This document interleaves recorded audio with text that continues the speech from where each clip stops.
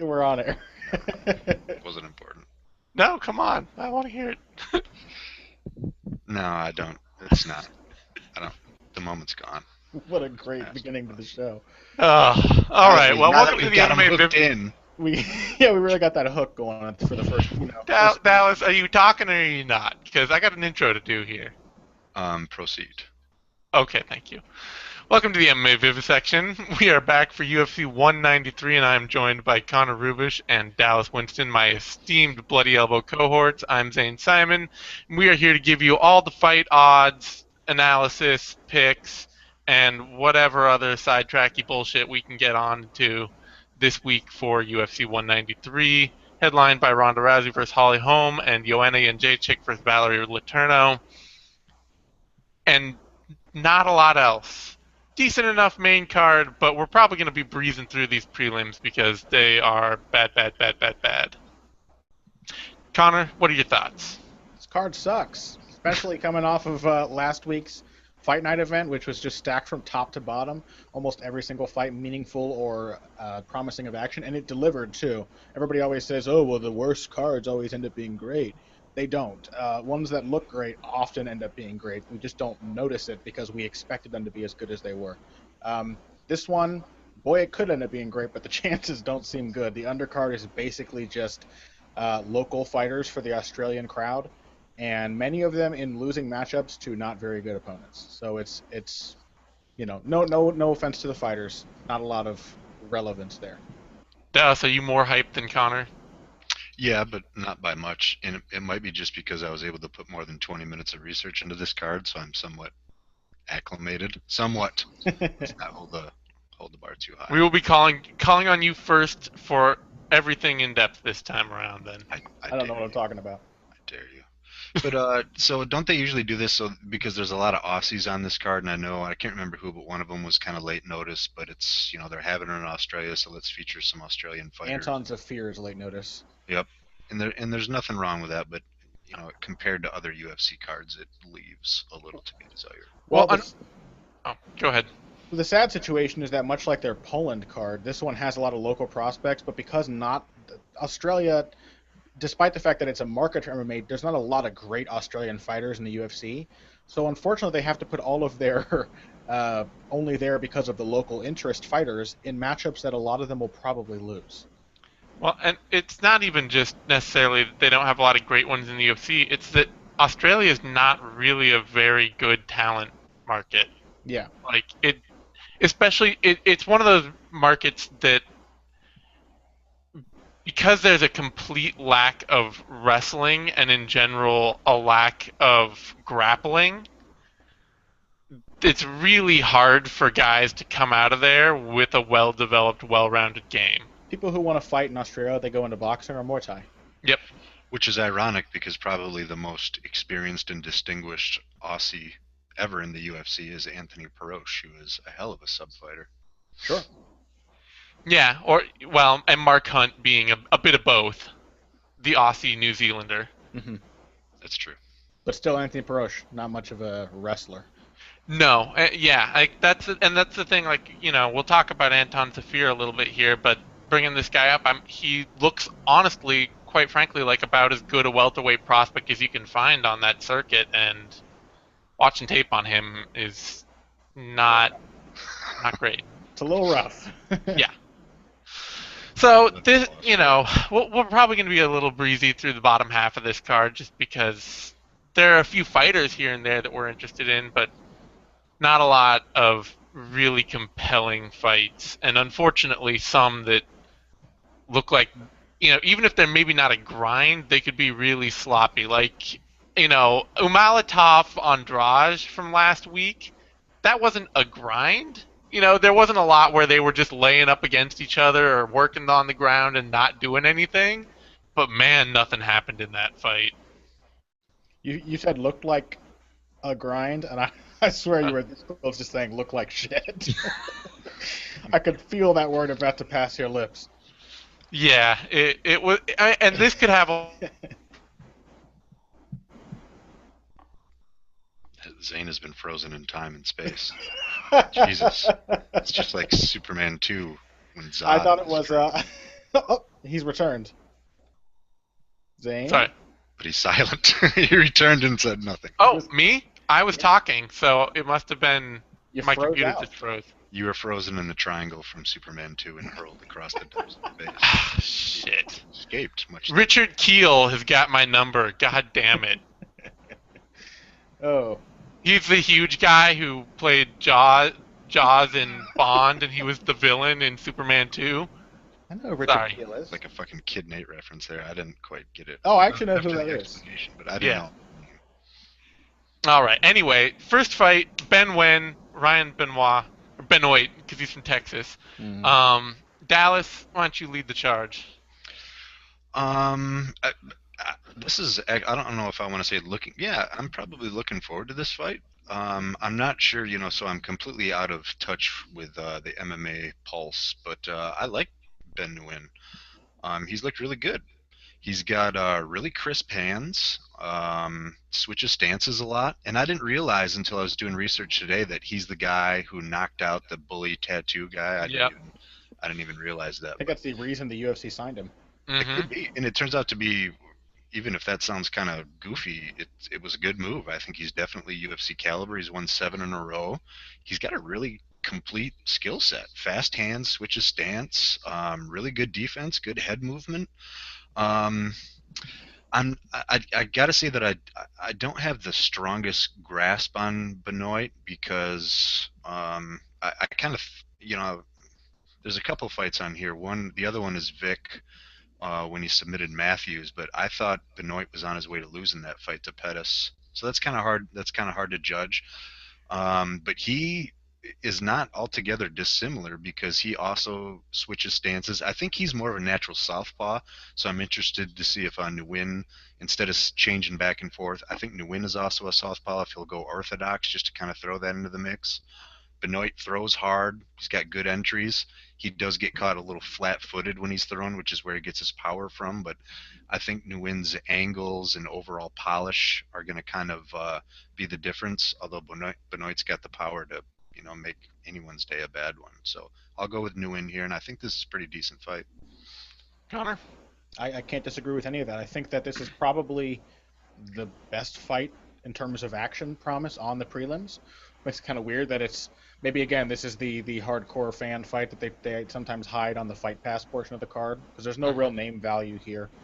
But Ben Nguyen, well-rounded, dangerous, not great takedown defense, but he's a good scrambler, so he often reverses takedowns really well even when he does get put in his back. Good. He's got a grappling background as well. He used to be more of a submission stylist in MMA, with most of his early wins coming up by submission, but he's really turned into a very competent striker, as shown when he knocked out Alptek and Kilic in his UFC debut. Ryan Benoit's a tough guy to really get your finger on. He often looks very good, and he often looks very bad at the same time. He's incredibly hittable, but in that fight with Anthony Pettis, it's not as if, or with Sergio Pettis, it wasn't as if he wasn't trying to defend. He was using head movement, he was parrying punches, he was actually doing a lot of things that looked correct to me, but he was still getting hit. I think he's just a really offensively minded fighter, which is okay. His offense is very dangerous. He comes out of the Saikson Janjira Muay Thai gym, so he's got a very traditional kind of Thai style, got really heavy kicks, nice, more of a modernized Muay Thai style with decent combination punching, heavy hands. I think I have to go with Nguyen in this matchup because I just think he's a little more durable and a little less likely to be hit. He actually showed some decent defense in that Kilic fight. So I favor him, but it should be exciting for however long it lasts. Yeah, this is an interesting one for me just because I think there are a couple of big X factors here for me. The big one with Benoit is that he's a bit not only is he a very offensively focused fighter, but he's a bit single-minded. Mm-hmm. Like he really just tends to like key in on this is how I'm fighting, this is how I want my offense to be, and he gets very tracked in. Yeah, maybe that's it. And with Nguyen, it's just he's been fighting for so long and out of really small camps, just like especially going from like the Midwest and a small gym to Australia and training out of there. It's a really I don't think he's ever quite had like the great high level camps, and his style is just kind of such a jumble. Like he's good at a lot of stuff. He's got good boxing. He's got good head movement. He hits some nice takedowns sometimes, and he can grapple. But nothing is perfect. Like he doesn't have any strength that is so good that it's super dependable. I've seen him against better strikers who've just absolutely torn him apart and knocked him out. I've seen him against better grapplers who've absolutely just drug him down and submitted him. His takedown defense isn't that great, but I think I would have to favor him too, just because Benoit does get so tracked in and so linear with his attack that I think when mixing it up can probably throw him off, and he's got the tools to hang with him on the feet and the tools to outwork him on the ground and in the scrambles and stuff like that. Odds show that too. Nguyen is the favorite from -138 up to -160. Benoit the underdog from +115 up to +128. Very close fight. That makes good sense to me. I would not bet anyway. Both guys have enough power to knock each other out, so I wouldn't throw money on that fight. Next up, Daniel Kelly, Steve Montgomery. Connor. I can't even think of Daniel Kelly's name without thinking of that fight he had with Patrick Walsh, which I think was the worst kickboxing bout between two grapplers I've ever seen in MMA. It was genuinely terrible. And then he went and got knocked out by Sam Alvey. Kind of put a cap on where his ceiling is. He's a strong guy. He's very powerful. He's got decently powerful striking, despite the fact that it's really weird and clunky, which is understandable because he's 38 years old. He's only just come into MMA after a long time. He competed in 4 Olympics in judo, I think. So he's been doing judo for a long time. Steve Montgomery, he's very hittable, but I don't think it'll be a huge problem here against Daniel Kelly. And he tends to get better as the fight goes on. He tends to adapt to his opponent. He's just a little bit of a slow starter. So I think we're in for some really ugly rounds of Montgomery landing ineffectual kicks and Kelly swinging wildly. And ultimately, I think Montgomery will knock him out in the 3rd round. All right. I'm a little out of order here, so I went off the best fight odds list very briefly, and that was a mistake. This is actually going to be the headline Fight Pass prelim. Okay. I'll go back after this. But Dallas, your thoughts? Montgomery's got a mullet full of venom. He's kind of a likable guy because he's just really scrappy. Like, you can tell the dude is a fighter, regardless of his skills. Overall, he seems like I wouldn't call him the most polished kind of dude. He does have a win over Brock Jardine, which is pretty impressive, and especially the way he got it. It was defending a takedown, and it was a quick counter up knee. That was kind of the icing on the cake, because before that he seemed to be very grindy. A lot of, he throws kicks from outside. He's got decent. He basically kind of waded forward and let both of his hands go in a straight line, but he spent a lot of time in the clinch. I'm not sure if that was a strategy specific for Jardine, but with Kelly's judo background, to me that adds kind of an interesting, element into the mix. I kind of like Connerson. I don't know if it'll matter, but there are times when he kind of keeps his hands a little bit low. I don't know if that's just, sometimes we like to say offensively focused, or it could kind of be bad defense. He does also retreat in a straight line at times. Not excellent qualities, but I'm not sure that they'll factor in a ton into this fight. So honestly, I really don't know. This isn't one I'm anticipating a lot, but I do like Montgomery, so I'll probably side with him. Yeah, I want Montgomery to win. I think that's a big thing for me. Should be a lot faster than Kelly. I do worry, though, because he is, the best of his offense primarily comes in the clinch, and that is probably the hardest place he's going to have to deal with Kelly. So if he just goes to that a lot, that could be troublesome. And especially, I think his thing is that he tends to come into range with his hands out or down, looking to clinch, which is where he ends up getting really hit really hard. Is he comes in, and as he comes in, he drops his hands to throw or to clinch or to do something else, and his defense just opens. To me, it's less of a problem than not knowing how to level change, because like being long can be a great advantage, being tall can be a huge disadvantage. Your head is right up there to be knocked off, like a wiffle ball on a tee. So, it's good to be able to come in low and then use your height when you're in close. And he does get clocked when he's coming in for those clinches. Yep. Now the odds do favor Montgomery. He is the favorite, minus 259 to minus 275. Kelly, the underdog, plus 205 or plus 190 up to plus 236. I think those are a little long until we see Montgomery really prove that he's durable enough to last in the UFC, because we know Kelly's durable. We know Kelly's durable enough. He's stupid tough, if nothing else. All right, going backwards a little. James Moontasri, Anton Zafir. Connor? I think it's Dallas's turn, isn't it? Oh, is it? I can go. We don't always have to alternate. It's okay, Connor. Dallas, go for it. All right. Connor's raised questions about the whole process, so he goes second. Well, I think we all probably researched or tried to research Zafir a little bit, and that was due to that crack earlier in the show. And it's no fault of his own. This sounds snobby because we always have to look at everything through the UFC lens, which is, the elite of the elite in MMA. So there wasn't anything that looked terrible at all on what he did. He just overall didn't seem polished. Like, he threw some combinations.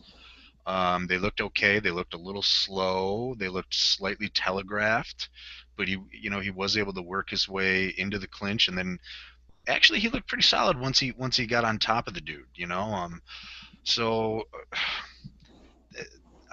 I'm just going to end up picking Moontasri here. Not only just if you were to watch tape on these guys individually, I would pick Moontasri just because I like his striking, I like his distance and rhythm and timing and all that. But really, Moontasri's, he's fought a lot better competition. And Zafir is the late entry too. I always throw in the caveat that sometimes it can be empowering to come in as the lamb to be slaughtered, and you have a don't give a fuckness about you that can really end up making you a really dangerous opponent. So that could always happen, but I'm guessing, not that there's any giant flaws in his game, but that Moontasri is just going to be a level or two above as far as overall polish and a little more experienced. All right, Connor, you have half the time I just gave Dallas. Well, now Dallas has mentioned that, I think there is a slim chance here for this to be the Australia's version of the Anton Zafir, or Australia's version of the Chris Kalades versus Paddy Holohan fight, where Kalades really came in and just grinded out the opponent. That being said, you got to pick Moontasri. His game is more focused on cool than practical a lot of the time. A lot of pieces that don't fit together, but he's very athletic, very explosive, and more experienced against this level of competition. So it's Moontasri. Yeah, there's also the fact that Zafir runs his own gym out in the middle of nowhere, and he's not training with anyone, and that's never a good sign, especially for a guy on late notice. Like, maybe he's doing everything perfect, but that's a tough way to go. I didn't know that either. He did show some. When he was on top. No. We got to move on. I don't give a crap about this fight. You do. So the odds on this are. Anton Zafir is the underdog, plus 250 or plus 235 up to plus 289. James Moontasri is the favorite, minus 313 up to minus 350. So pretty heavy favorite. I think that's reasonable considering. Next up, Richard Walsh, Steve Kennedy. Connor? I don't like this, Zane. It's like seeing Daddy and Mommy fighting at the dinner table. No. You stop this too. Come on. We got other better fights to talk about. Nate wants us to move it along. No. Come on. I am cutting people off. When Zane's got something to do, he waves his hand and says, no. I got Richard Walsh versus Steve Kennedy. Dallas has been muted. I think Richard Walsh has potential. Zane doesn't. He can talk about that next. He's got a good grindy kind of style. He gets in close. He's got good volume punching.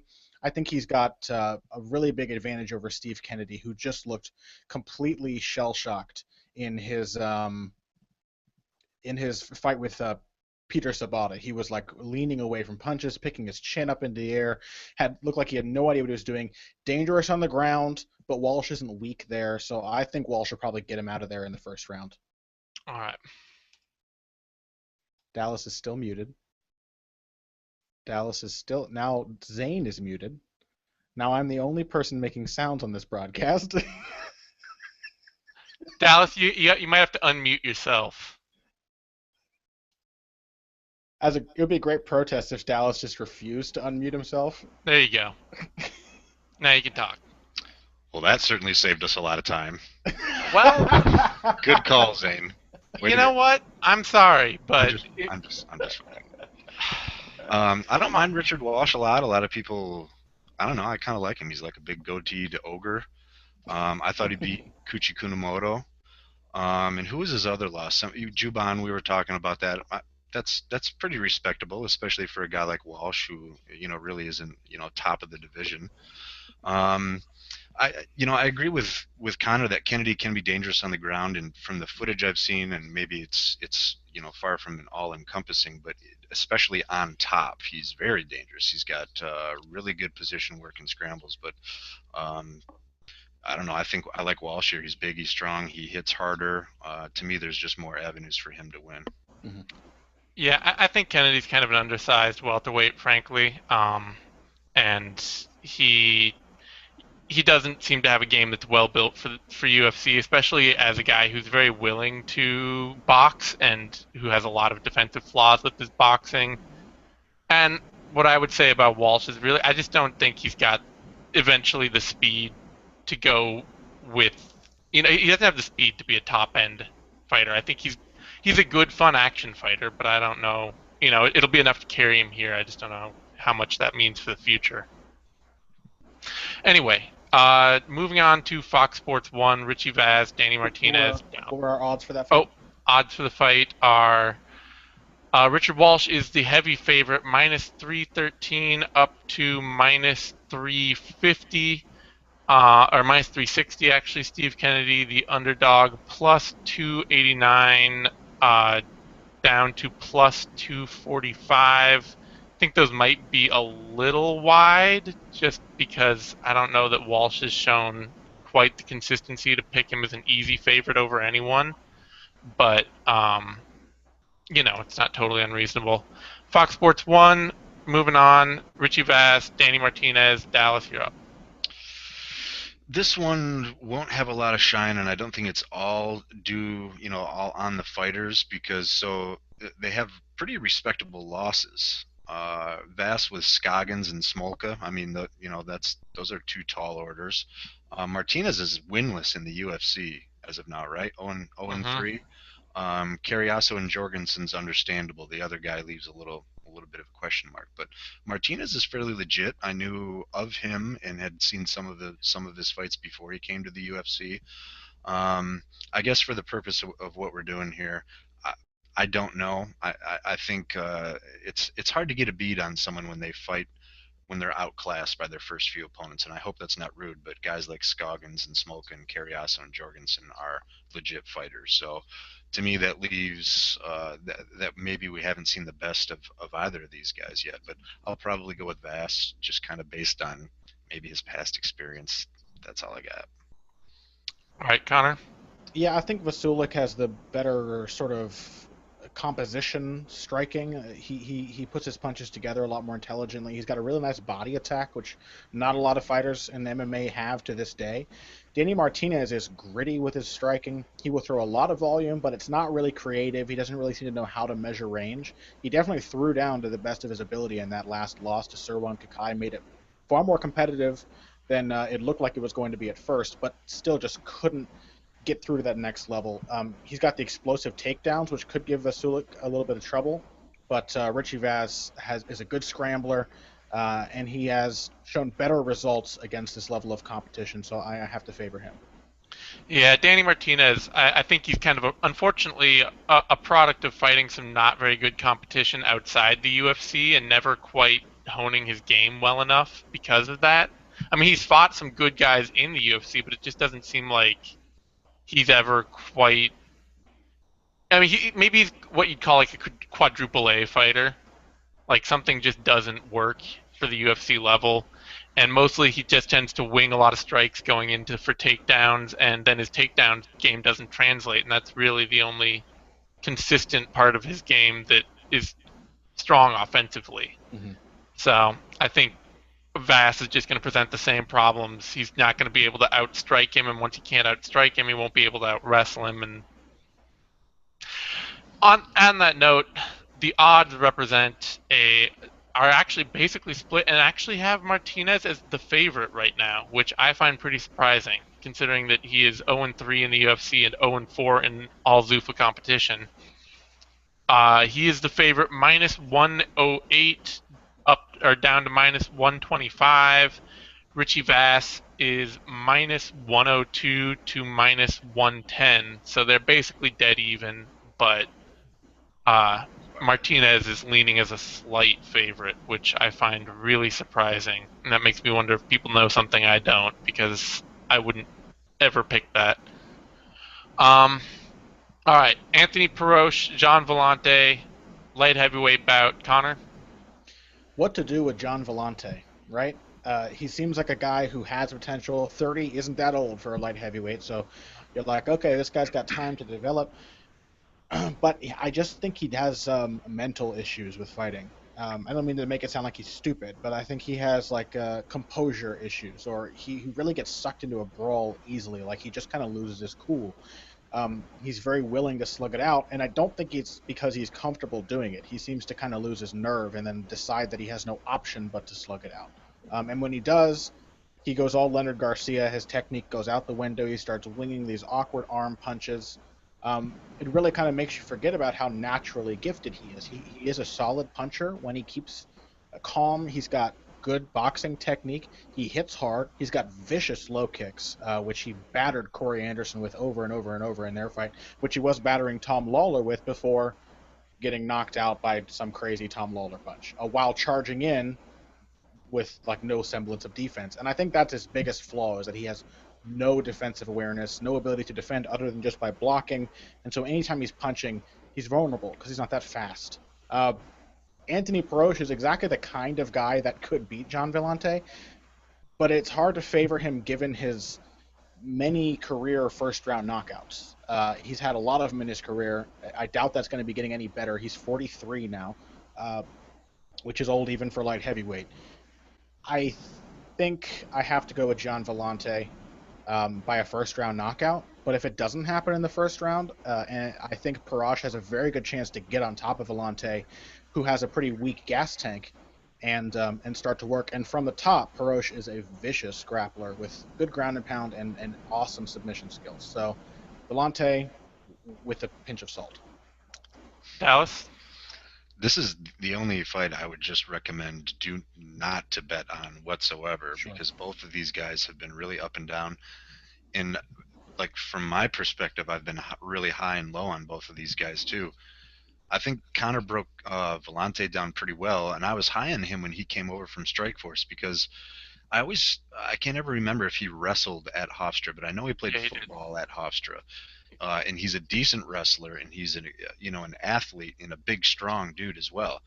And his hands looked really good when he was in Strikeforce and when he first came over to the UFC. But kind of like what Connor touched on, the end result, whatever the reason is sometimes we see him look pretty sharp and pretty well-rounded and pretty technical, and other times not. And then there's Perosh that, I mean, it's like gangly, pasty old man strength. And dude, it works. Like I'll never forget.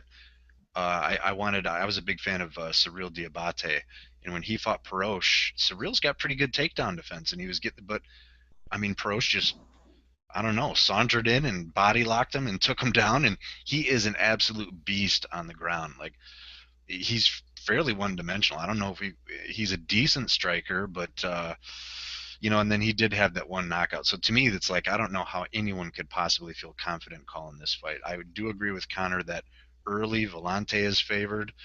Perosh's chances increase as the fight goes on. Eventually, I see Perosh, even if he's outclassed on the feet, getting that body lock takedown and just either dominating, through the end of the round or getting a finish from on top. Yeah, so wait, you're picking Perosh.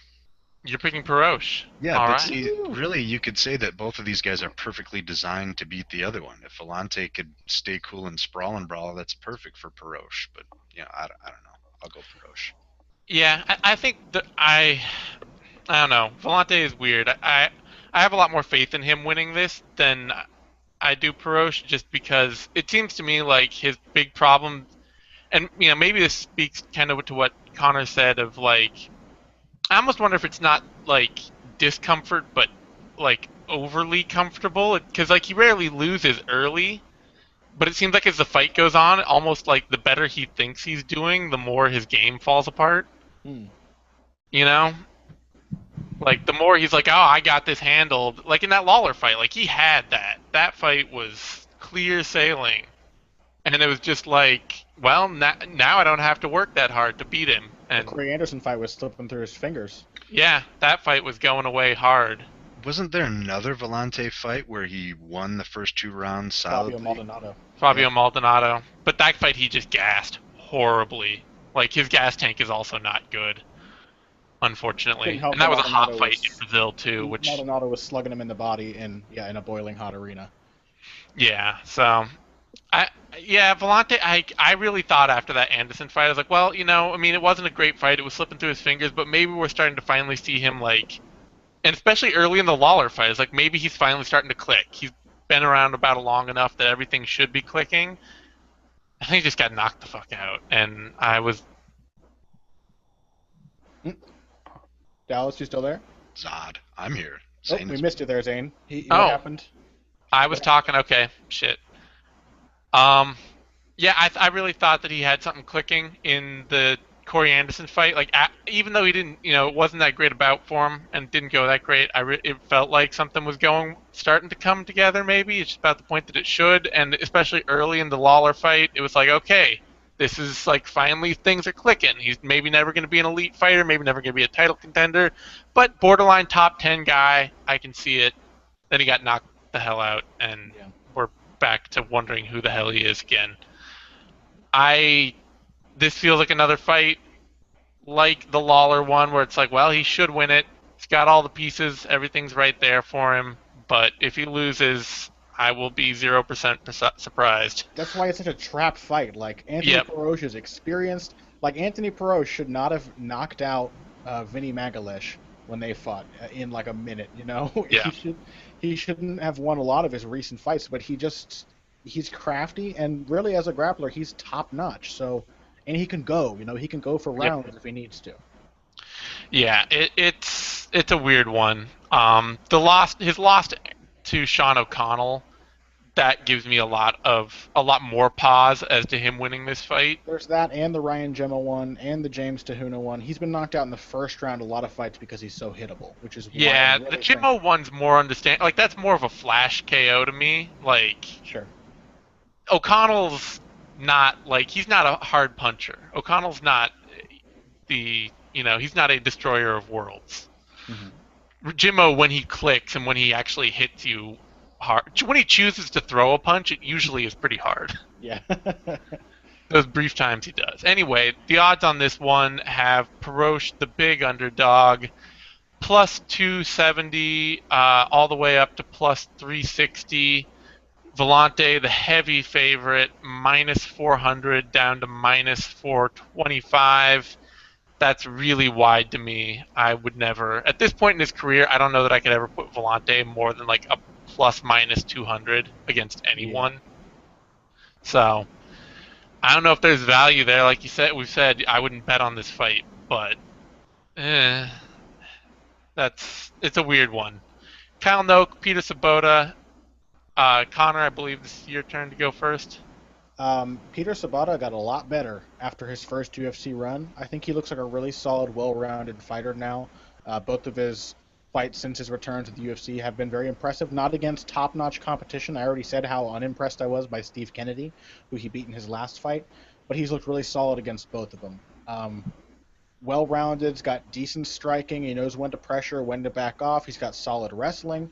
His submission grappling is top-notch. He's got 6 of his 7 submission finishes by rear naked choke, and he's got a wonderful back take game, as that might suggest. Against Kyle Noke, I think that gives him the edge. Noke has been fighting for a long time.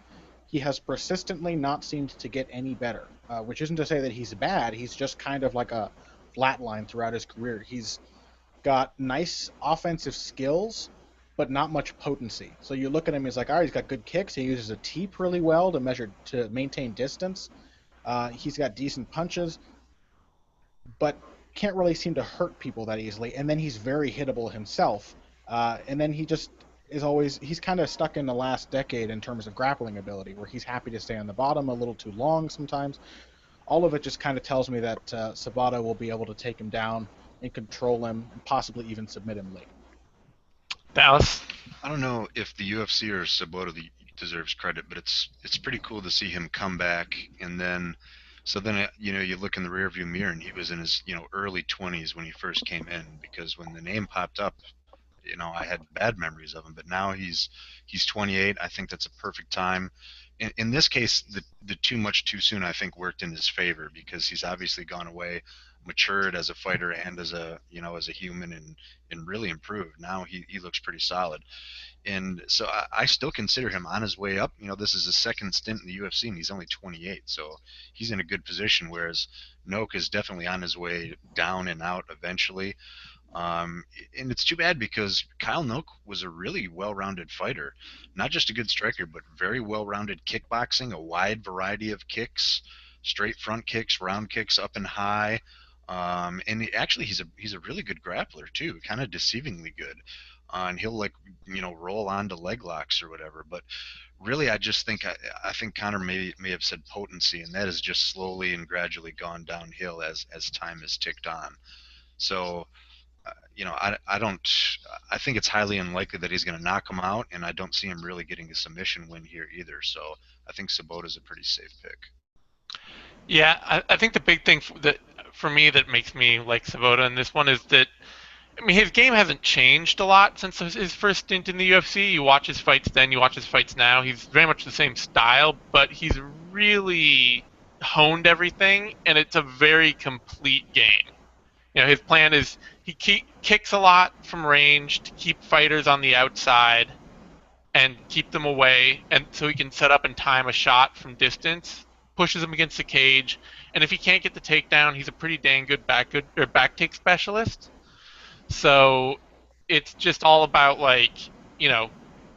maintain distance, set up the shot, get to the back, and then, if guys do come in on him, he's very happy to out grapple them, and he's gotten enough inside boxing to keep to keep himself competitive there and to return distance. So I think it's just much more of a style for him that's clicking right now, and he's at a better he's at the kind of place in his career where he should be able to implement it against somebody like Noke. So it just seems like a safe bet for me. The odds reflect that reasonably, not heavily. Sobotta is the favorite, minus 162 up to minus 185.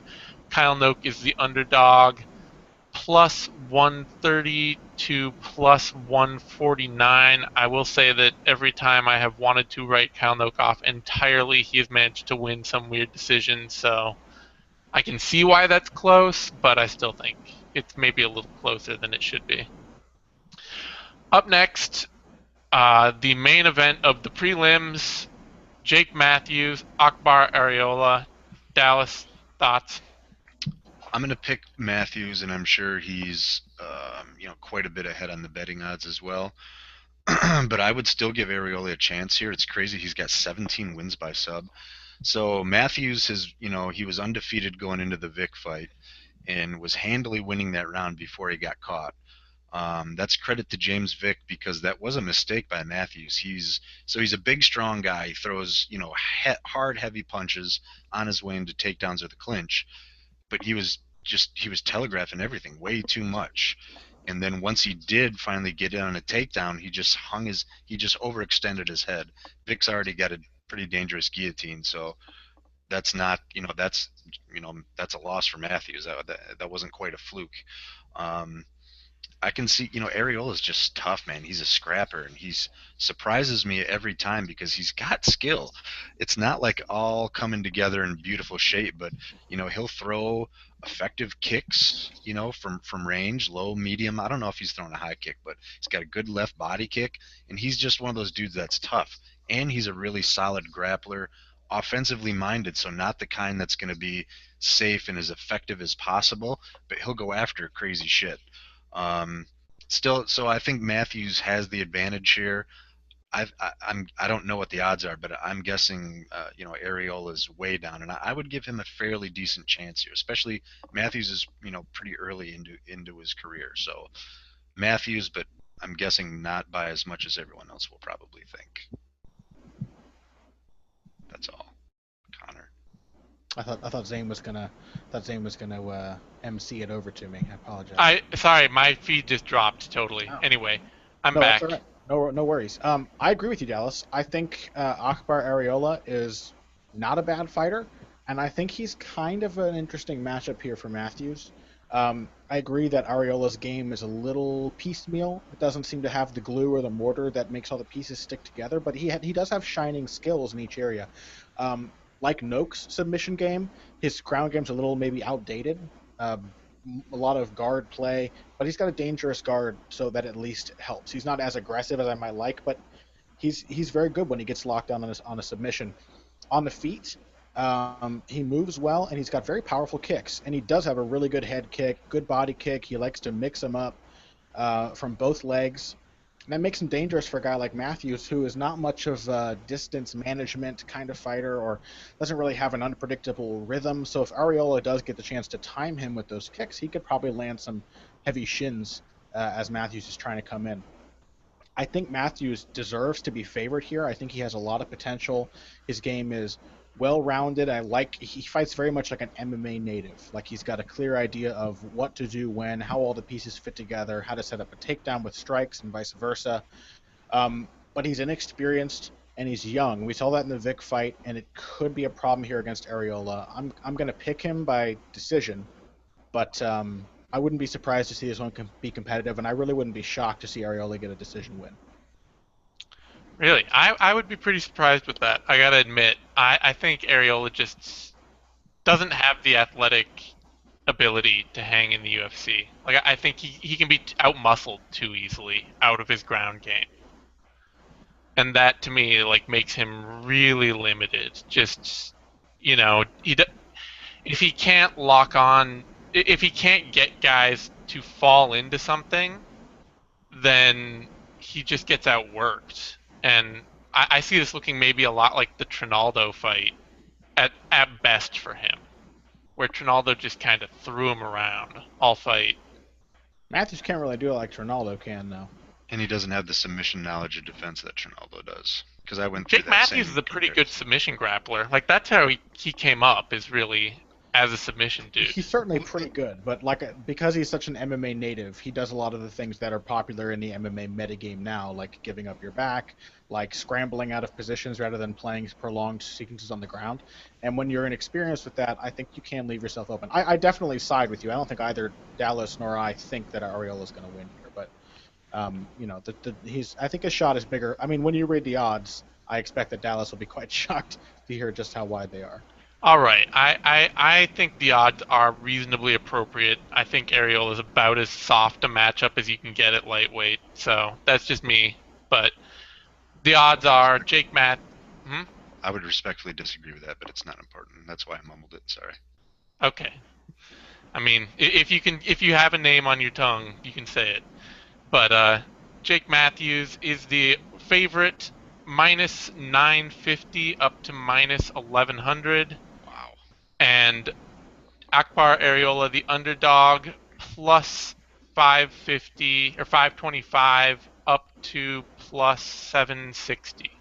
So I'd throw a 10 or a 20 at Arreola for that. I mean, you can do that. I can? I mean, I'm just saying I don't think I think that this is a fight tailor-made to make Matthews look good, and I think that's why, especially why it's headlining the prelims. Next up, opening the main card, Stefan Struve, Jared Rosholt, and I believe, was it Connor that's leading? No? Yes, Connor's leading. I think so. Man, a weird fight. This is a very difficult fight to call for me. Jared Rosholt, as a wrestler, great skills, great scrambling ability. His headlock is one of the meanest I think I've ever seen in heavyweight MMA. And was it his last fight, or maybe it was the Josh Copeland fight, when he was snapping down on Copeland's head in the clinch? Just incredible, like the amount of force that he can get into a maneuver like that, and then work around to a ride. He's very good in that area. He's not bad as a striker offensively, but he doesn't really have defensive awareness. And he's not hugely durable. Maybe it's just the fact that he's fighting 265-pound opponents, and he just has a completely normal chin in a division that demands a better than normal chin. But he's gotten hurt and dropped in a lot of his fights recently, and it's not something you want to see from a guy who was kind of expected to be a big prospect coming into the organization. Stefan Struve finally seemed to have found some of the pieces of his game against Big Nog in his last fight. He finally, because he's been working so much with Henry Hooft lately, instead of at Dirty Bob Schreiber's gym, where I think he was probably picked up a lot of his bad habits just with like traditional Dutch kickboxing type sparring.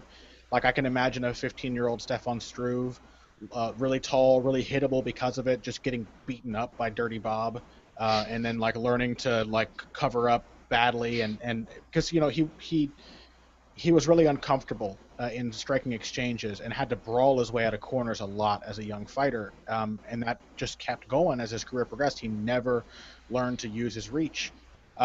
In that fight against Big Nog, he finally stuck his jab out there and then put some footwork behind it to get himself off the cage. He was hitting Nog coming in with straight punches and then tying him up in the clinch. It didn't look perfect. Nog still got a couple licks in, but it was better than it has been. I think I'm gonna pick Struve here. Even having already picked this for my Sherdog preview, I'm still wishy-washy about it.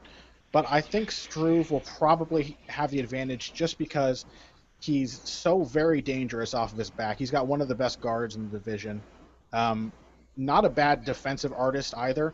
And because Rosholt, being such a small, stocky guy, he really relies on like the high crotch lifts, single legs, things like that, and headlocks. It's really difficult to get leverage on those kind of things against a guy with Struve's build. It's hard to lift a guy up when his crotch is at the level of your shoulder. We talked about this during the Cormier-Gustafsson fight for the same reason, and Cormier had trouble getting consistent takedowns on Gustafsson. And Cormier is better than Rosholt as an MMA wrestler. So I think it's Struve, and I think because Rosholt is just so damn hittable and so hurtable, I think Struve will probably knock him out in the second or third round. Dallas? I'm all Struve for this one. And it feels good because usually I always try to make an even case for everyone. And I could be totally wrong also on top of all that. But, so you can't mention Struve in MMA without mentioning how he struggles to use his reach. And that's always going to be there. But I don't even think he needs it that much in this fight, even though he has shown some improvement there. Rosholt, kind of like Connor said, he's got decent combinations, but it's one or two, and that's only if he's got an open window. If his opponent fires back at him, he's immediately shelling up, covering up, and he looks very uncomfortable when he's being pressured on the feet, which kind of whittles him down to a one-dimensional fighter. Now, in that area, he is a beast, and specifically like that when he snaps the head down from the front headlock, I mean, the dude is an ogre, and he just manhandles people. But yet again, because he doesn't have a ton of, Brazilian Jiu-Jitsu or submission grappling experience, once he's on top, there's not a lot that happens there. And sometimes the best thing for him to do is to get on top and play defense and look to control people, which doesn't win a lot of fights, except for your clock and top time. And I'm glad Connor said that because Struve reminds me of Martin Camp in that they both came in billed, as kickboxers, but immediately I thought their grappling was just silky smooth and by far their best area. So, and on top of that, also like Connor said, it's going to be really tough for Rosholt to get in. He might be able to get inside, but then he's going to have to be all body lock, which again really kind of makes, I think, what he's going to do very transparent. If Struve has any semblance of footwork, he should try to just stay out at range, fling kicks. He could just circle and throw 1-2s to frustrate Rosholt and make him rush in. Even in the clinch, Struve is pretty crafty with elbows and with knees, and the dude actually has pretty sick sweeps and reversals off his back. So I think there's a better chance that he's going to submit Rosholt. He's got triangles. That his length is a big advantage for him on the ground. So you won't hear me say it often, but I'm kind of confident in this one, and I'll go Struve by submission. I guess that makes me the lone dissenter. I'm picking Rosholt by decision. I think that he's got two things that really outweigh a lot of skills at heavyweight, despite the fact that he's not the most durable guy in the world, and despite the fact that he's very one-dimensional. He's wrestling is so rare in heavyweight MMA still. There are very few guys that hit consistent takedowns, and frankly, even Struve has not faced many of them, we talk about, Struve's got this great, he's got a great game off his back and all that, but, the guys that he has, the guys that he has outworked that way, most of them are really not good wrestlers at all. Paul Buentello, and, it may be the best guy he's out-wrestled, or Dave Herman, I suppose, but Dave Herman's, I don't actually remember how that fight went at all. I think that was just a brawl. Struve has out-wrestled anyone. Yeah, or out-grappled even, is what I'm saying. Outworked on the mat. Do his submission wins count? Against I'm saying is the best guys that he's outworked on the mat are Sean McCorkle's not a bad grappler. Sean McCorkle, yeah. And then who was the other really big guy, not so polished, but Struve swept Christian Moorcraft? Christian Moorcraft, yeah. But I'm not arguing with you. Rosholt has, bar none, the most technical and best wrestling Struve has faced. Yeah. And I really, I just don't have a lot of faith that if Rosholt can take Struve down consistently, that he can't just outwork him really consistently. And because the other part of that is that Rosholt's got a pretty good 3-round gas tank. I would say he's got a better one than Struve. So if he gets on top of Struve for a round, and then they start the second round, are we going to see Struve already gassed? And what's he going to do on top of Struve? That's my question. Yeah, me too. Just take points, peck at him. But he was, and I don't know exactly who, but I remember he was on top against inferior grapplers to Struve and still struggled just to hold him down and mount offense. That was just my thought. I followed that same thought process as you did, and I ended up leaning Struve as well. Same here, and that's why I can't really disagree, because I thought the same thing. I think it's more just the specifics of Rosholt's wrestling game. He's a great wrestler with his tools. I just don't even know that. Oh, I was going to say. I'm sure he's got the flexibility of skills. We say, Cormier is great as a go-behind wrestler, but he's still a hell of a good offensive wrestler. Yeah. Just because he's a good wrestler in general to start with. So Rosholt has that too. Yeah, I just don't know that I can trust Struve's takedown defense enough to say that, if Rosholt can't get the takedowns that he likes, he won't be able to get the ones that he goes to afterward. And I can't fault you for having trouble trusting Struve in general. Yeah, because that's the other thing, is that a win over Big Nog in 2015 is really not, that doesn't feel good to me as a thing to say, and now I'm sure Struve is gonna come through in this one. At this point, the odds are basically dead even. Struve is a very slight favorite, -112 down to -130. Rosholt is as high as +103 down to -110.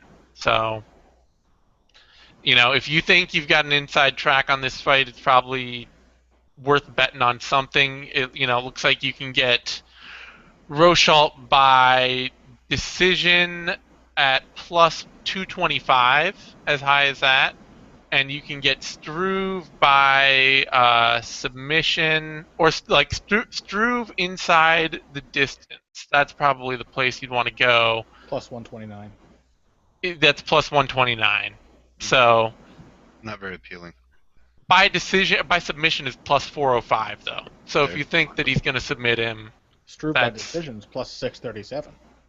Struve by decision, yeah, plus 637. That, so there might be some prop bets there to be made. I think what we're likely looking at here is a Rosholt decision or a Struve finish. Yeah, I think that Rosholt is he's gonna control too much position for Struve to win on points. And I thought both amongst us three and the betting lines that Colin Struve would be kind of freakish. I didn't realize. I don't know why I never look at the betting odds before, but I thought that Rosholt would be a heavy. Well, sometimes you get a purer opinion that way rather than I never look at the betting line ahead of time either. I don't pay any attention to it. All right. Read of the matchup. Next up, Robert Whittaker, Uriah Hall, Dallas. I was just gonna say, can I have the betting lines for this one? You don't have to give them to me, but this one to me is difficult to call. Whittaker's boxing is excellent, phenomenal. For some reason, I think he might be a little underrated still. Whereas Uriah Hall's been on the opposite side of the spectrum. I always say, and I will again, I think it was pretty unfair of Dana White to label him and hype him up as much as he did, because all of a sudden everyone expected him to just go in and kill people, and he went and fought John Howard, a guy who was vastly more experienced, and then everyone was shocked that he lost, and oh my god, that guy sucks anyways. And if you take a step back and just look at his progression, it's been not only kind of normal, but pretty damn good for a guy with his amount of experience. So this will be him throwing the whole toolbox on the feet, spinning shit. He's actually got great boxing. He's got an excellent straight right, whereas Whittaker is, he's got other skills definitely, but I would put him in my mind among, some of the more pure boxers in the sport. So I have no idea how this one's going to turn out. I would lean Uriah Hall, but I think Whittaker's more consistent, meaning he comes out from bell to bell and throws crisp, hard combinations. He's polished in his movement, both with his feet and with his head and with his level changes. I would say he's the more technical boxer, but Uriah Hall's straight right is just, scorching. So. And Hall is the kind of guy that will take a couple minutes off and not do shit, and you'll be going, "What are you doing, cat?" And he'll just literally backpedal and throw maybe one or two strikes that are all, like half-hearted and defensive. So to me, that makes this fight really, really interesting. Whittaker's more consistent, more technical. Hall is more up and down, and he throws crazy shit no one sees coming, and he does so with a lot more venom. So I would lean towards Hall. Not feeling too comfortable about it, and I think both of these guys will stick around for a while. Connor? Yeah, it's hard to forget now that he's moved to middleweight and had such resounding success that at welterweight, Robert Whittaker was knocked out by Stephen Thompson, and it wasn't Stephen Thompson's crazy spinning shit that knocked him out. It was just decent long-range boxing that hit Whittaker coming in. And Hall could do the same thing. Against Chris Lieben, he showed the ability to box that way, fighting off the back foot, good straight punches. I think ultimately it's his lack of consistency that makes me favor Whittaker here. And I do think Hall has made some strides in that area of his game. I think he's gotten better, more disciplined movement, better at sneaking in strikes. He'll kick inside, outside to destabilize his opponent as they come forward, mix in his straight punches. But he still doesn't...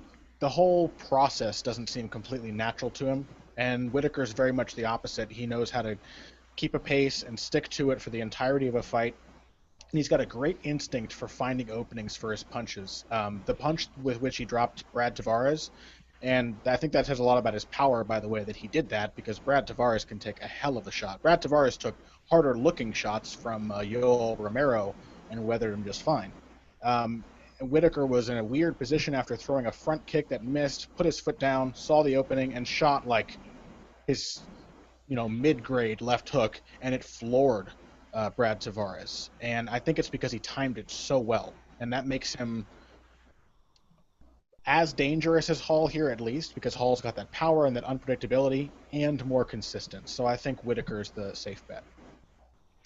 Yeah, I gotta agree. I feel like, unfortunately, Hall's career, I'm still not convinced that it's gonna be more than a series of moments that he will be spend the rest of his career trying to live up to. He's sort of like, and not to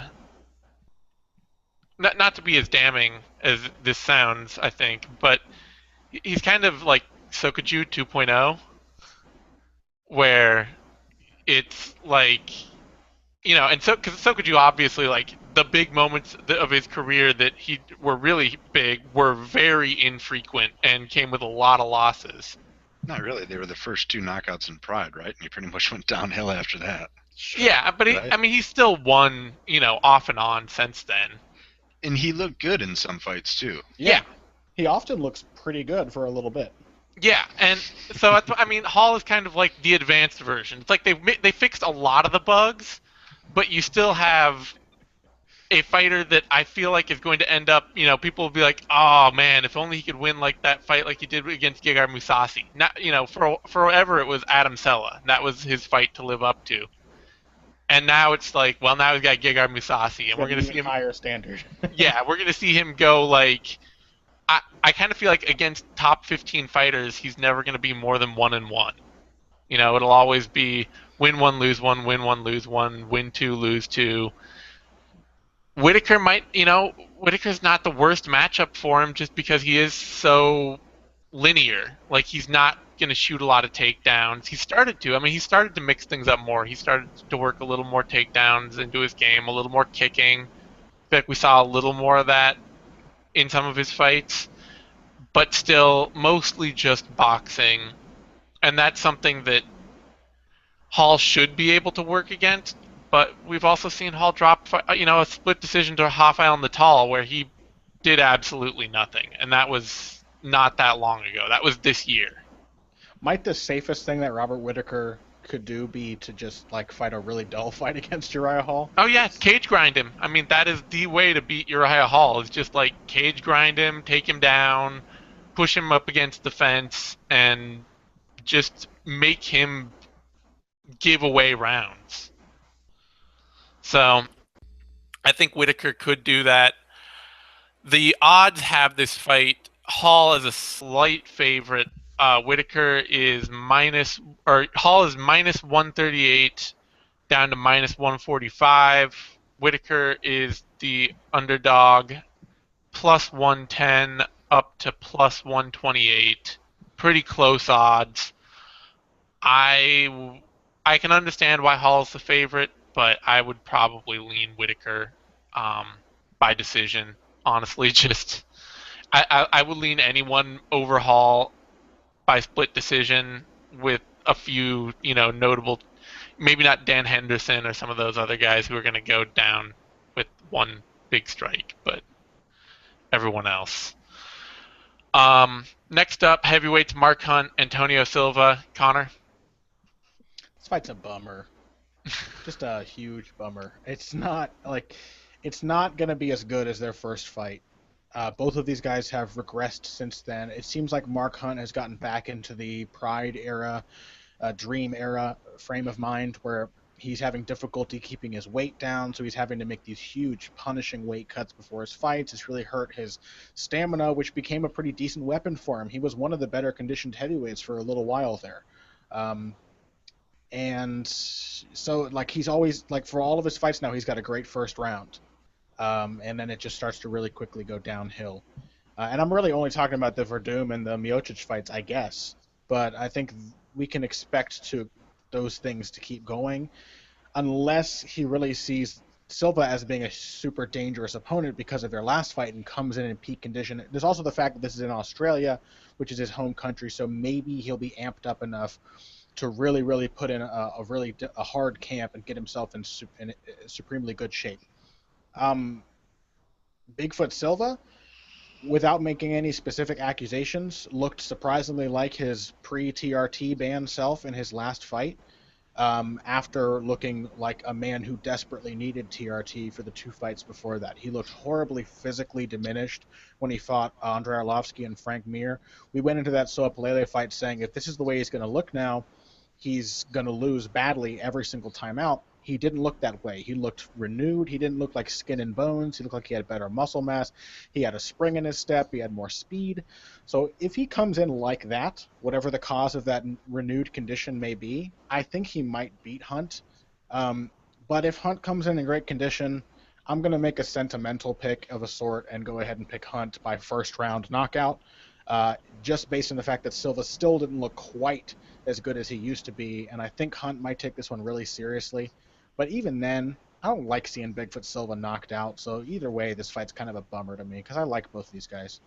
I will say briefly before I hand it over to Dallas that I am 99% sure, maybe 90, let's say 90%, because I haven't spoken to him, but I'm 90% sure that Hunt will come in much better shape with a much better camp behind him.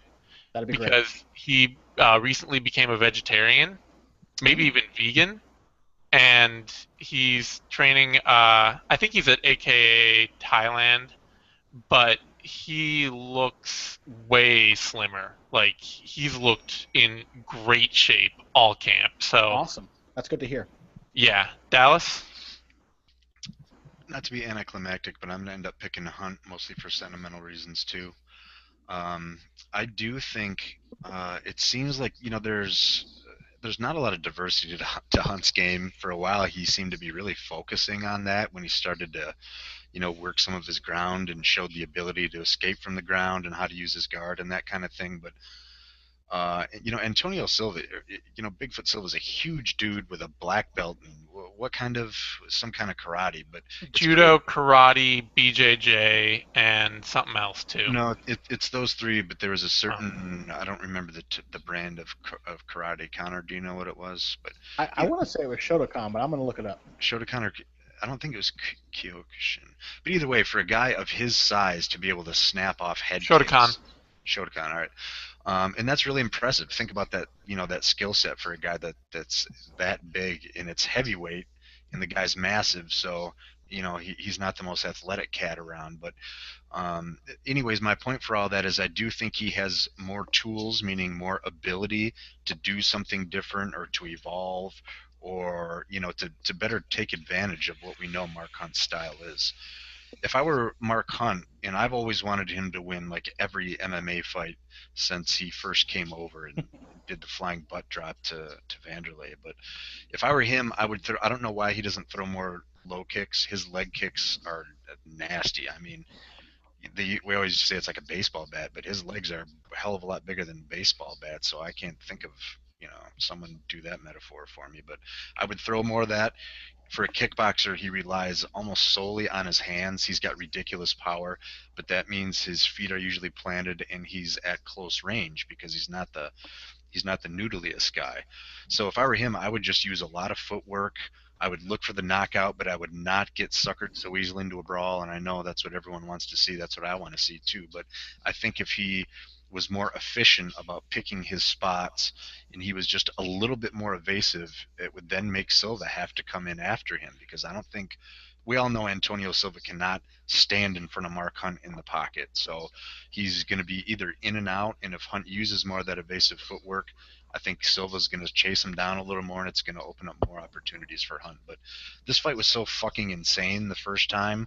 I do kind of hope to see a semblance of that, and even if we don't, I think it shows that there can be drastic and dramatic swings of momentum here. But whatever, I don't even know if any of that made sense. I'm going to pick Mark Hunt. Yeah, I mean, unfortunately, like weirdly, we have seen Silva stand right in front of Hunt in the pocket. Like he was able to do it at one point, and he came very close to getting knocked out in the last round of the fight, trying to do the same. Yeah, but he also came close to winning. It's a weird one. I do think Mark Hunt's in shape for this. It looks like he's changed a lot. Like knowing that he's now cleaned up his diet a ton. And he's the kind of guy that I don't know, how much you pay attention to his social media stuff and all that, but it's like once he gets an idea in his head, that's who Mark Hunt is. Like the moment he's like, I've decided to stop eating meat, and like suddenly he's like dropped all this weight, and he's looks way healthier, and it's just like I don't eat meat anymore, and it's all like I think for him it was all about animal cruelty, He's and a it's just determined guy. yeah, he's very like he gets an idea, he gets something in his head, and that's who he becomes. So I do think that this fight, like I expect him to be in shape. And Antonio, I think the big thing I saw with like that Pelele fight with Antonio Silva, like it was kind of amazing how little Pelele can box. He's a bad boxer. Like, given he was winning that fight pretty handily in the first round, but the moment he couldn't get takedowns, it was just over. It was just like, well, I can't throw punches at him. It's just like, really? I mean, you've been fighting for 15 years. But I have a lot more faith in Hunt. Even if he hadn't maybe made these changes, Antonio Silva's also always been a slow starter. Even in his prime, he often got hurt badly and gave up early rounds to guys. So I'm going to go Hunt, and I expect him to win by first round KO. Woo. The odds on that are, I think, reasonable. Hunt is the favorite, minus 265 up to minus 280. Antonio Silva's the underdog, plus 241 all the way down to plus 195. I think that's about right, in the plus minus 200 range. Next up, co-main event, Joanna Jedrzejczyk, Valerie Letourneau. Connor, that's you. Joanna Jedrzejczyk all the way. This is clearly a fight. I feel as strongly about this one as you did about the Jake Matthews fight. Like, this is clearly a matchup designed to make Jedrzejczyk look good. Not because Valerie Letourneau is not a good fighter, which she is, and she looked especially good in her last fight against Marina Moroz, but because she has no choice but to strike with Joanna Jedrzejczyk. She doesn't even have the takedown game of Jessica Penne, who could not get Joanna Jedrzejczyk down. She's not a great wrestler. She's not a great grappler in general. In fact, I wouldn't be completely surprised to see Jedrzejczyk use this as an opportunity to try some takedowns of her own and put Letourneau on her back. On the feet, Letourneau is a good striker, but seems to get into tough spots a lot, especially when she can't really get her opponent's timing. She relies a lot on using her left hand to kind of hit her opponent coming in with a left hook or the jab to keep them at range, and then once they start stepping back, she'll throw any combination of right hand, left kick, right hand. She'll change the range between strikes using those two weapons almost exclusively. She does a good job of it, but Joanna Jedrzejczyk just has such a nuanced kickboxing game. She can pressure, she can counterpunch, she can box from the outside, she can just do all these different things, and really, she's kind of a classic boxer puncher in that she's just so versatile. And I think that's just kind of a death sentence for Valerie Letourneau. So it's Joanna Jedrzejczyk. Letourneau's tough, so I think it'll probably be a third round knockout by attrition, but could be earlier. Dallas? I think Letourneau's kind of a sleeper. First of all, I'm not going to pick anyone over Joanna Champion, at this point. I think she's like a really bright spot in MMA right now. Like I don't know what it is about her personality or whatever, but there's something infectious about her. On top of that is, she's an absolute flat out killer and super technical and mean. I love, when you have a lot of times fighters are mean, they're good fighters, but they lack a little technique, or vice versa. And she's got a little of both. She's got technique, but she's mean and she's rugged. I like Letourneau, actually. I think she's a bit of a sleeper. She also fought to a split decision with Claudia Gadelha. I thought she was mostly a striker, but then she laced someone up with a triangular. She really surprised me with some of her ground skills. Can't remember what fight that was in. But either way, I mean, so to me, Joanna, you put her on the pedestal and you have to see who else compares. And I don't think Letourneau can do that. I think she's a little more dynamic. She might have a better use of range, but Joanna's wheelhouse is just nasty, and her boxing is nasty. It's crisp, it's nonstop, and she hits hard. So to me, that's all I need to. I think she'll retain the title. Yeah, there are a couple of things I think that are really factoring into this heavily for me. I mean, beyond just thinking Joanna Jedrzejczyk's the best, um, Which everybody does. which everybody does because she is, and she knows it in a way that's really endearing, um, is that Letourneau's not really a kicker at all. Like, not only is she not a wrestler or a grappler to any great degree, but she really only boxes I with think she's any got a good consist. left kick. I think she's got a solid. The opponent needs to give her space to use it, though. Yeah, like I mean, she can. She'll throw one out there every now and then, but it's not like a defined part of her arsenal of like I'm always going to be kicking at range and outworking you with all my tools. Mostly, she wants to be boxing in the pocket, like trading shots. That's really where she's most comfortable. At least from what I've, when she's at her best, like thinking especially back to her last couple fights at strawweight with Moroz and Rakosi, it was really like when they would try and rush in on her, she would come back harder and with better strikes, more power, and that's where she takes over a fight and like where she does her best work. Is that she's probably one of the hardest punchers at 115 in a sneaky way. Sure. And I just don't think you can be that limited against Joanna. Like if you're not presenting her with a takedown threat, I expect to see. We already saw in the Penne fight, Joanna finally opened up her kicking game a lot, and I expect to see a lot more of it here against somebody who's probably not going to try to take her down practically at all. Yeah.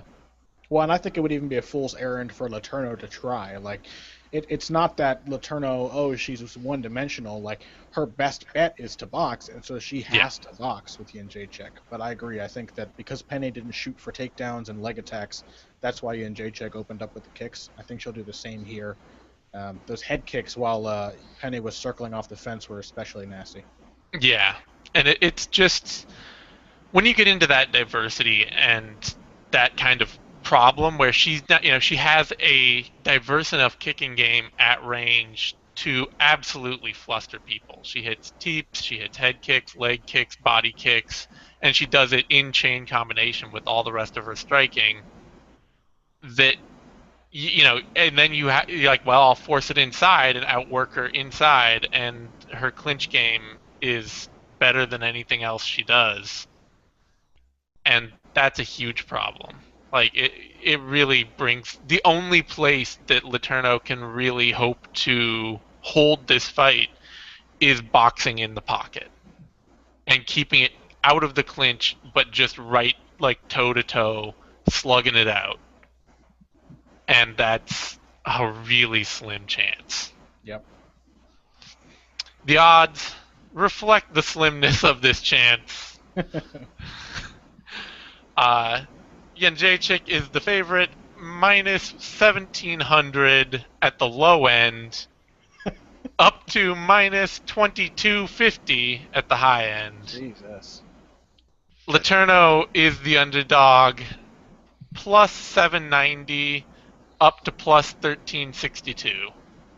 So, if you feel for any reason whatsoever that Letourneau is going to win this fight, that would be maybe a place to put a bet. I mean, you can't go wrong with $5 on. I mean, you can lose $5, but what you're really saying is you don't need that $5. Fight starts round 4 is plus 158. Even that's not tempting enough for it, I don't think. No, Yeah. I think Letourneau will make it respectable. I don't Sure, think. I think she's gritty. She is tough as nails. She can take a hell of a punch, and she is down to fight with anybody. I think she will make it interesting. I think it'll be fun to watch. I just don't think she ultimately has a chance of winning rounds against Jedrzejczyk. Yeah, I mean, your best bet for betting in this fight might be Jedrzejczyk wins in round 2 or Jedrzejczyk wins in round 3, which is plus 375 and plus 525 respectively. Oh. So That's weird. That's not bad, actually, because what I guess people are expecting her to blow her out in the first round. uh, How can you have overall odds that high and then a I plus think number for the landslide fighter in 2 and 3? Jedrzejczyk in round 1 is plus 175, but it's basically just like getting gamblers to bet on a specific round is a very tough bet. because your chances are slim. Yeah, like you bet on her to win in round 2 and she wins in round 1 or 3 or 4, you still lose. Sure. So, but maybe you put 5 on round 2 and 5 on round 3 and you've got a bet that will probably pay off in some way. Yeah, I'd That's say actually that's a like good an idea. 80% chance of profitability. Hmm. So that is maybe where the value lies there. That brings us to our main event: Holly Holm, Ronda Rousey, Dallas. Take us away. So I don't think this is going to be any more engaging than the last one, but sorry, I got ass voice a little. Question: has Ronda gotten her bell rung? And I don't mean has she. I mean, has she gotten wobbled with a strike yet? No. She may have been momentarily unnerved by a strike from Misha Tate, but she hasn't ever looked on rubber legs or anything. But Yeah. that's the closest is that clean shot Taitland. So Yeah. And McMahon hit her with some humdingers too and didn't seem to rattle her at all. Yeah. well, it's too bad because just matchup wise, this is not good at all for Holly Holm. There's not a great matchup, but I would still think that Kat Zingano has a better chance than Holly Holm. And Holm is an amazing striker, and I'm glad she finally got to show that. Her debut was not, quite flattering, and I think she admitted she had UFC jitters, but we've gotten to see a lot of her skill, and she is polished all the way across the board. But she's not a big power striker. And really, I mean, how is Holly Holm going to win this fight? She's not going to be able to keep it up on the feet and strike her way to a decision. So that leaves she's going to have to knock Ronda out or hurt her enough. And I think even if she hurts her, it's going to be a struggle to come back and even win that round. And I have all the respect in the world for Ronda because I was a little critical of her striking when she first came in, and I think the improvements she's made there are really a tribute to how good of a fighter she is, how much of an athlete she is, and even beyond all that, she's such a bruiser. I mean, she just puts her head down and she is a fighter to the core. And eventually, this kind of goes back to the old Gracie thing where all street fights eventually end up in the clinch, eventually on the ground. The way Ronda fights and comes forward, it's impossible to keep her off you. And once she's got her filthy mitts on you, you're going for a ride.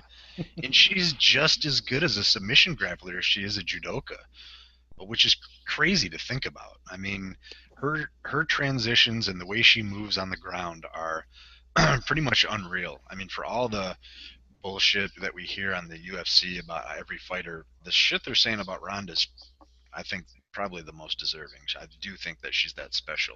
A little selfish note: everyone laughed at me nonstop and ridiculed me, if you can imagine such a thing, when we were doing the MMA fighting rankings panel, and I put Ronda in the top 10 pound for pound back then. But she's like that. She's that unique, and not only are her skills there, the skills she has are so perfect for MMA, especially now that she understands how to strike and entries and all that. So, Holly Holm, love you. You're a great fighter, but this is just a terrible, atrocious matchup. You got to pick a round on this one. First, armbar. All right, Connor.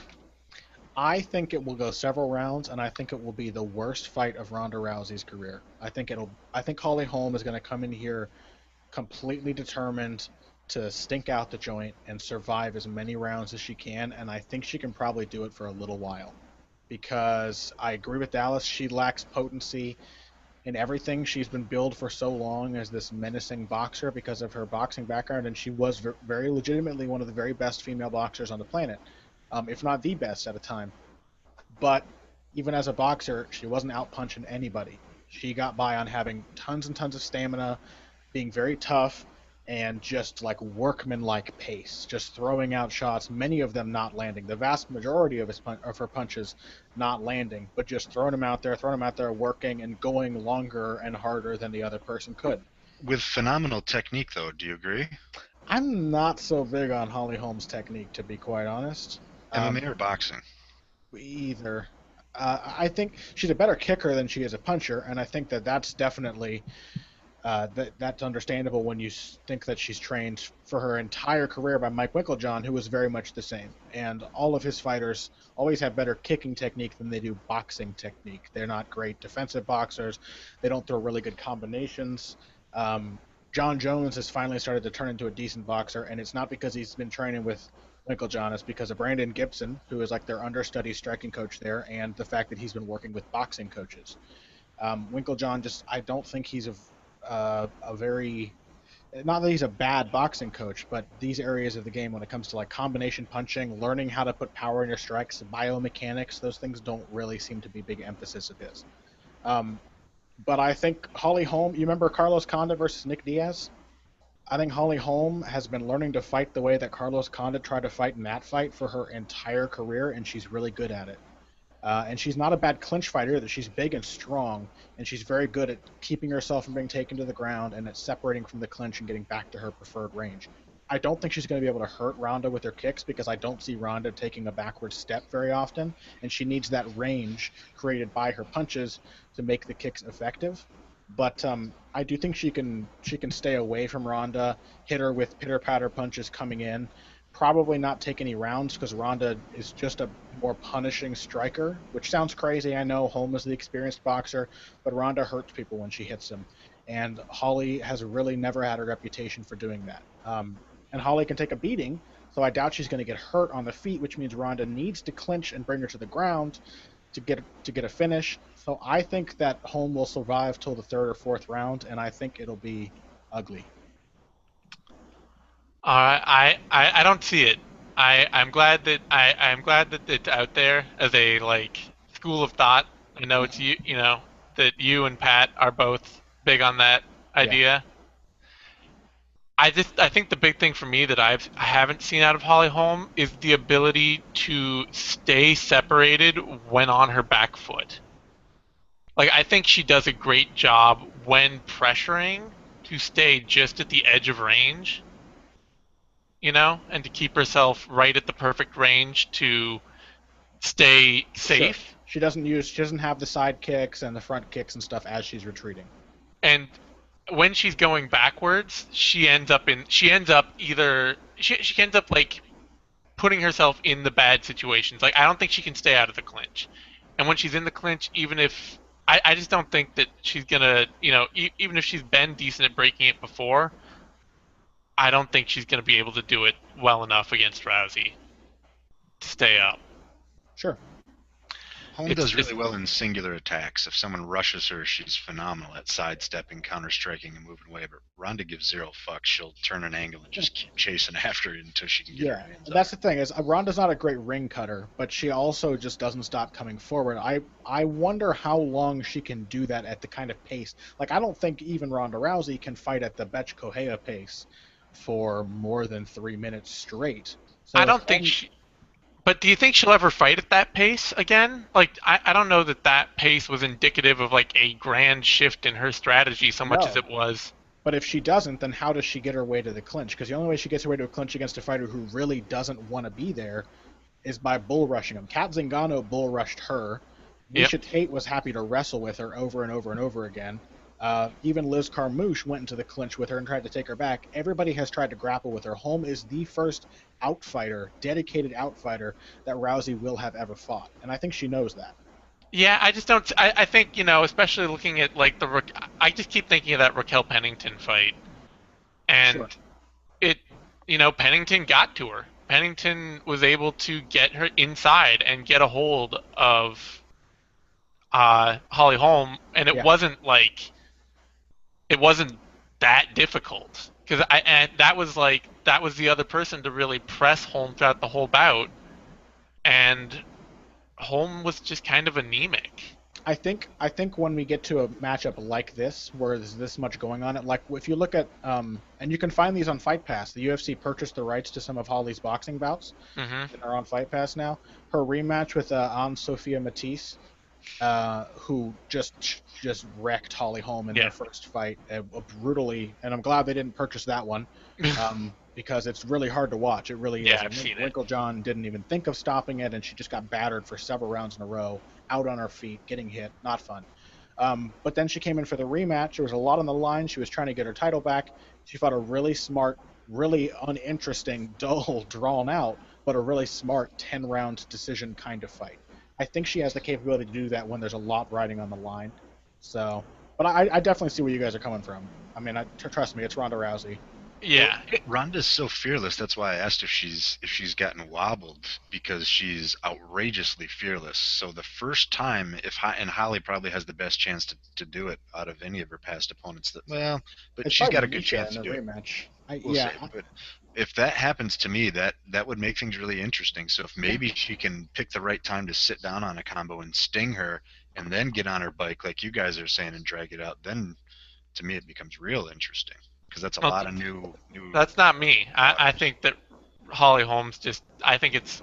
I think we might be looking at 2 minutes. Yeah, I picked round one armbar. Let's not forget. But I'm entertaining the other side, and I don't want to. Yeah. Short sell Holly Holm either.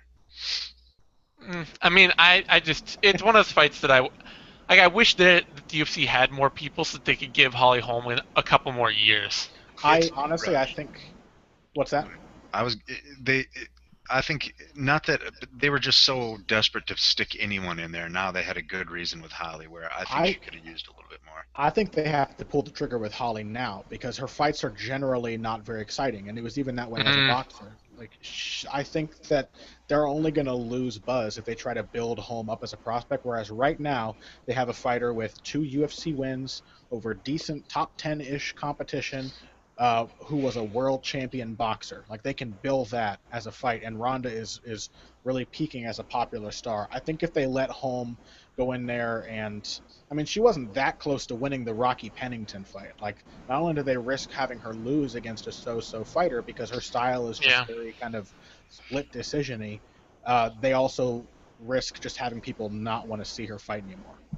Yeah, I don't know how much buzz matters for Rousey in terms of opponents. Sure, but if you want to maximize a Rousey fight, you say, look, Olympic champion versus world champion professional boxer. Like, it's obviously Rousey can sell anything, but it can't hurt to have some buzz for an opponent, because eventually people are going to say, why do I want to see Rousey finish some can in the first round?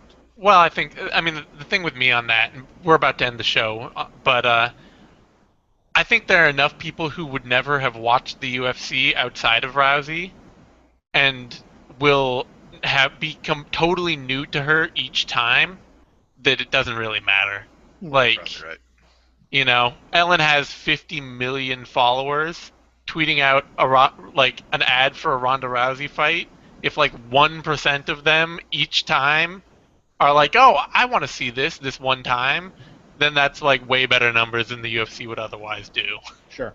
Helen, I'm a hardcore fan. I don't care who Ronda's fighting. I get excited for it. Yeah. More so than most other anyway, fighters. Odds on this fight: Ronda Rousey, the favorite, minus 188 up to minus 2200. Holly Holm, the underdog, plus 790 up to plus 1362. Almost the precise exact same odds as Joanna Jedrzejczyk is getting. So, I actually think Letourneau has a better chance than Holly does. I mean, I think that it's just Go on. I was just to say, I think it's just going to be violence all the way around, and I'm just happy to watch it. I think the crazy thing is that because MMA fans, who are the ones who typically bet, have so turned on Ronda Rousey now, like hardcore fans are so sick of hearing her, what are admittedly some very dog shit opinions on a wide variety of topics, that they're going to be betting on Holly Holm just emotionally.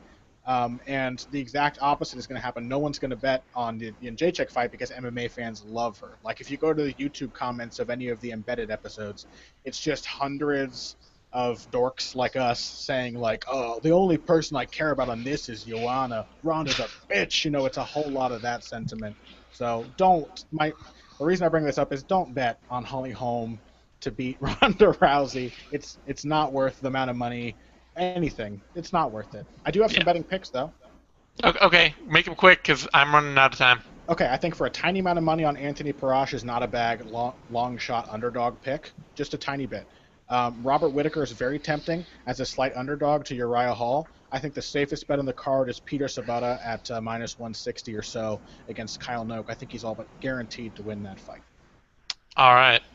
On that note, you can find me on Twitter at TheZaneSimon. You can find Connor on Twitter at BoxingBush. That's BUSCH. You can find Dallas on Twitter at Uncle Justice. You can find all of us on BloodyElbow.com. And remember to subscribe to MMANation.com. That's DOTCOM over on YouTube. That's our YouTube channel. And give this video a like. That's a thumbs up because that helps us a bunch. Thanks, everyone, for tuning in. We will have the 6th round. We will have the prospectus. We have Heavy Hands, Knuckle Up, all our other shows coming at you every week. So stay tuned, and thanks for tuning in.